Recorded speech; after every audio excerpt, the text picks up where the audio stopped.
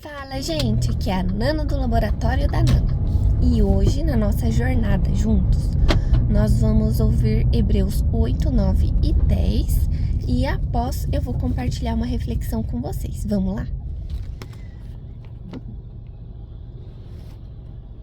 Hebreus capítulo 8. Jesus, mediador da nova aliança.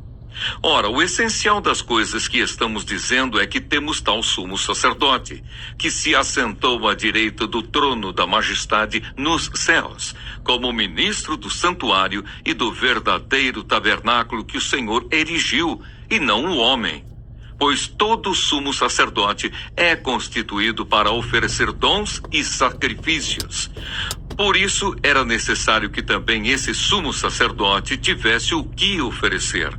Se ele estivesse na terra, nem mesmo sacerdote seria, visto existirem aqueles que oferecem os dons segundo a lei. Estes ministram em figura e sombra das coisas celestiais, assim como Moisés foi divinamente instruído quando estava para construir o tabernáculo. Pois Deus disse: tenha cuidado para fazer tudo de acordo com o modelo que foi mostrado a você no monte. Mas agora Jesus obteve um ministério tanto mais excelente quanto é também mediador de superior aliança, instituída com base em superiores promessas. Porque se aquela primeira aliança tivesse sido sem defeito, de maneira alguma estaria sendo buscado lugar para uma segunda aliança. E de fato, repreendendo-os, diz: eis aí vem dias, diz o Senhor, e firmarei nova aliança com a casa de Israel e com a casa de Judá, não segundo a aliança que fiz com os seus pais, no dia em que os tomei pela mão para os tirar da terra do Egito, pois eles não continuaram na minha aliança, e eu não dei atenção a eles, diz o Senhor. Porque esta é a aliança que farei com a casa de Israel depois daqueles dias, diz o Senhor. Imprimirei as minhas leis na mente deles e as inscreverei sobre o seu coração. E eu serei o seu Deus, e eles serão o meu povo. E não ensinará jamais cada um ao seu próximo, nem cada um ao seu irmão, dizendo: conheça o Senhor. Porque todos me conhecerão, desde o menor até o maior deles. Pois para com as suas iniquidades usarei de misericórdia, e dos seus pecados jamais me lembrarei. Quando ele diz nova aliança, torna antiquada a primeira. Ora, aquilo que se torna antiquado é envelhecido, está prestes a desaparecer. Hebreus capítulo 9. O santuário terrestre. Ora, a primeira aliança também tinha preceitos de culto divino e o seu santuário terrestre. Porque foi edificado um tabernáculo cuja parte da frente, onde estavam o candelabro, a mesa e os pães da proposição, se chama o santo lugar. Por trás do segundo véu se encontrava o tabernáculo que se chama o Santo dos Santos, ao qual pertencia um altar de ouro para o incenso e a arca da aliança totalmente coberta de ouro, na qual estava uma urna de ouro contendo o maná, o bordão de Arão que floresceu e as tábuas da aliança. Sobre a arca estavam os querubins de glória, que com a sua sombra cobriam o propiciatório. Mas dessas coisas não falaremos agora com mais detalhes. Ora, depois que foram feitos todos esses preparativos, os sacerdotes entram continuamente no primeiro tabernáculo para realizar os serviços sagrados. Mas no segundo, o sumo sacerdote entra sozinho, uma vez por ano, não sem sangue, que oferece por si e pelos pecados de ignorância do povo. Com isto, o Espírito Santo quer dar a entender que o caminho do santuário ainda não se manifestou, enquanto o primeiro tabernáculo continua erguido. Isso é uma parábola para a época presente, na qual se oferecem dons e sacrifícios, embora estes, no que diz respeito à consciência, sejam ineficazes para aperfeiçoar aquele que presta culto, pois não passam de ordenanças da carne, baseadas somente em comidas, bebidas e diversas cerimônias de purificação, impostas até o tempo oportuno de reforma. O sacrifício de Cristo é perfeito e eficaz.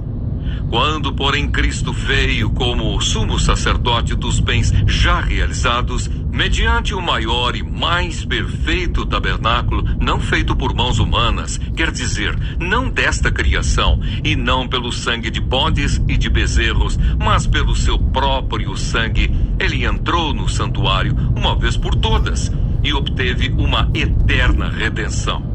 Portanto, se o sangue de bodes e de touros e a cinza de uma novilha, aspergidos sobre os contaminados, os santificam quanto à purificação da carne, muito mais o sangue de Cristo, que pelo Espírito Eterno a si mesmo ofereceu sem mácula a Deus, purificará a nossa consciência de obras mortas, para servirmos ao Deus vivo. Por isso mesmo, ele é o mediador da nova aliança, a fim de que os que foram chamados recebam a promessa da herança eterna, visto que houve uma morte para a remissão das transgressões que foram cometidas sob a primeira aliança. Porque onde há um testamento, é necessário constatar a morte de quem o fez. Sim, porque um testamento só é confirmado depois da morte de quem o fez, pois de maneira nenhuma um testamento tem força de lei enquanto ainda vive quem o fez. Por isso nem a primeira aliança foi estabelecida sem sangue, porque havendo Moisés proclamado a todo o povo todos os mandamentos conforme a lei, pegou o sangue dos bezerros e dos bodes com água, lã tingida de escarlate e isopo, e aspergiu não só o próprio livro, como também todo o povo, dizendo: este é o sangue da aliança que Deus ordenou para vocês. Igualmente também aspergiu com sangue o tabernáculo e todos os utensílios do serviço sagrado. De fato, segundo a lei, quase todas as coisas são purificadas com sangue, e sem derramamento de sangue não há remissão. Era necessário, portanto, que as figuras das coisas que estão nos céus fossem purificadas com tais sacrifícios, mas as próprias coisas celestiais requerem sacrifícios superiores àqueles. Porque Cristo não entrou em santuário feito por mãos humanas, figura do verdadeiro santuário, porém no próprio céu, para comparecer agora por nós diante de Deus.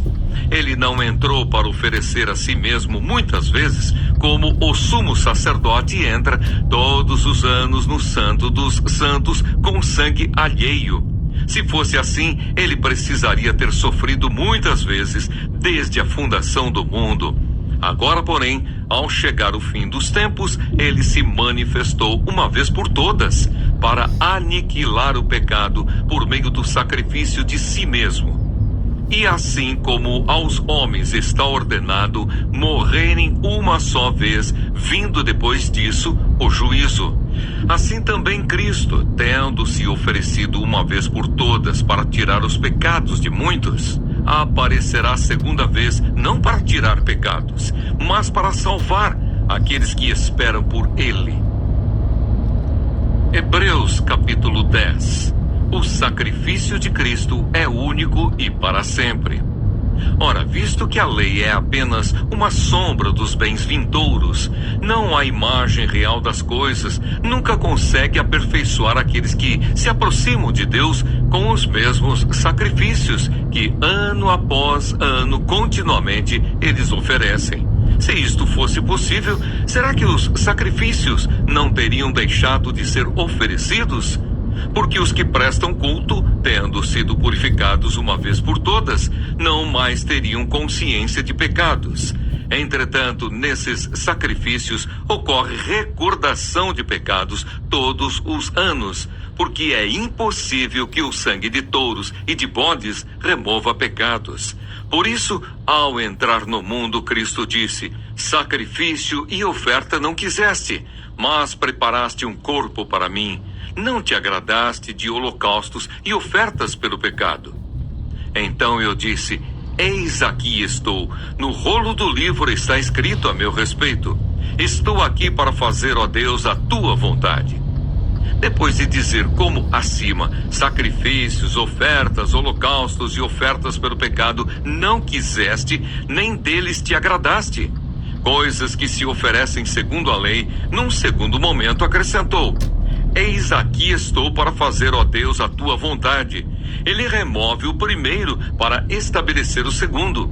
Nessa vontade é que temos sido santificados, mediante a oferta do corpo de Jesus Cristo, uma vez por todas. Ora, todo sacerdote se apresenta dia após dia para exercer o serviço sagrado e oferecer muitas vezes os mesmos sacrifícios, que nunca jamais podem remover pecados.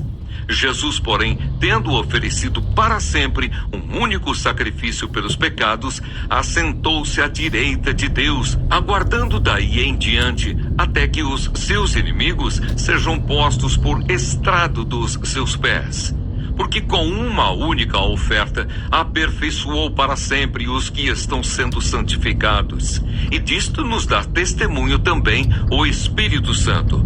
Porque após ter dito: esta é a aliança que farei com eles. Depois daqueles dias, diz o Senhor, imprimirei as minhas leis no coração deles e as inscreverei sobre a sua mente. Acrescenta: também dos seus pecados e das suas iniquidades jamais me lembrarei. Ora, onde há remissão de pecados, não existe mais necessidade de sacrifício pelo pecado. O acesso à presença de Deus. Portanto, meus irmãos, tendo ousadia para entrar no santuário pelo sangue de Jesus, pelo novo e vivo caminho que ele nos abriu por meio do véu, isto é, pela sua carne, e tendo um grande sacerdote sobre a casa de Deus, aproximemo-nos com um coração sincero, em plena certeza de fé, tendo o coração purificado de má consciência e o corpo lavado com água pura. Guardemos firme a confissão da esperança sem vacilar, pois quem fez a promessa é fiel. Cuidemos também de nos animar uns aos outros no amor e na prática de boas obras. Não deixemos de nos congregar, como é costume de alguns. Pelo contrário, façamos admoestações, ainda mais agora que vocês veem que o dia se aproxima. Porque se continuarmos a pecar de propósito, depois de termos recebido o conhecimento da verdade, já não resta sacrifício pelos pecados. Pelo contrário, resta apenas uma terrível expectativa de juízo e fogo vingador prestes a consumir os adversários. Quem tiver rejeitado a lei de Moisés morre sem misericórdia pelo depoimento de 2 ou 3 testemunhas. Imaginem quanto mais severo deve ser o castigo daquele que pisou o Filho de Deus, profanou o sangue da aliança com o qual foi santificado e insultou o Espírito da graça. Pois conhecemos aquele que disse: a mim pertence a vingança, eu retribuirei. E outra vez, o Senhor julgará o seu povo. Horrível coisa é cair nas mãos do Deus vivo. Apelo para o passado. A recompensa não tarda.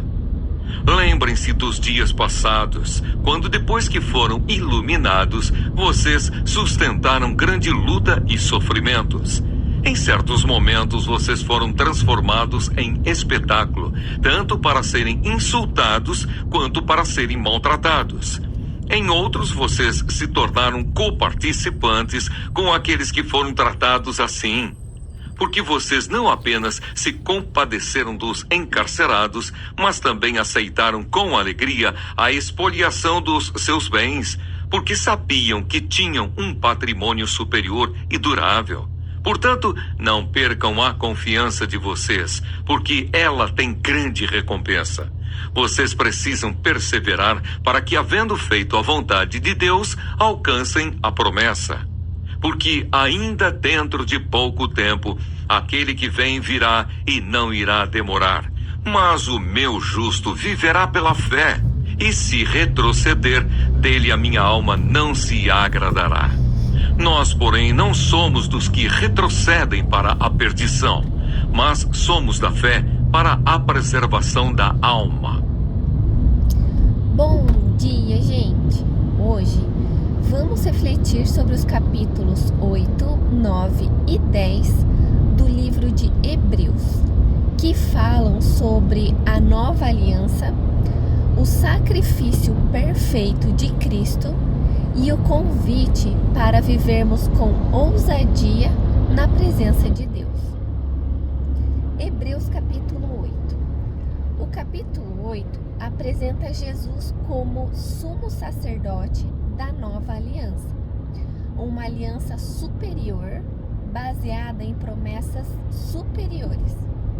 Deus promete escrever sua lei não em tábuas de pedra, mas no coração do seu povo. Ele promete ser nosso Deus, perdoar nossos pecados e nunca mais lembrar de nossas transgressões. Aqui aprendemos que a nova aliança não é sobre rituais externos, mas sobre transformação interna. Deus deseja um relacionamento íntimo, real e profundo conosco. Hebreus capítulo 9. Aqui, o autor compara o antigo sistema do tabernáculo, cheio de regras, separações e sacrifícios repetidos, com a obra de Cristo. Jesus entrou não em um santuário terreno, mas no céu, oferecendo seu próprio sangue uma vez por todas, garantindo redenção eterna.